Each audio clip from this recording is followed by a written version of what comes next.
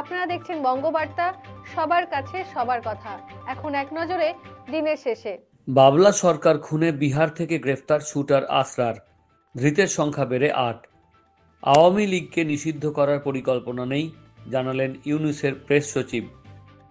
Mangrove জঙ্গল থেকে আটক করেই বান্দ্রা কোর্টে পেশ অভিনেতা সাইফ আলী খানের হামলাকারীকে। কুম্ভ মেলায় ছড়ালো আগুন, ফাটছে গ্যাস সিলিন্ডার, উঠছে একের পর এক তাঁবু।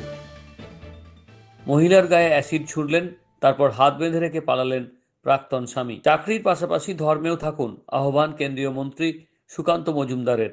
কিশোর ক্রিকেটারের রহস্য মৃত্যু, উত্তেজনা এসএসকেএম হাসপাতালে। ক্ষমা চাইছি ভাই দোষী সাব্যস্ত হওয়ায়, অভয়ার পরিবারকে বার্তা সঞ্জয়ের দিদির। গাছের ডাল নিয়ে বচসার জের, মালদহে দাদার হাতে খুন ভাই। চাই সঠিক ক্ষতিপূরণ, কৃষকদের দাবিতে বনগাঁ সীমান্তে কাঁটাতারের জন্য জমি অধিগ্রহণে জট। দেখতে থাকুন বঙ্গবার্তা, সবার কাছে সবার কথা। সবাইকে জানাই শুভরাত্রি, নিশ্চিন্তে কাটুক সারা রাত্রি।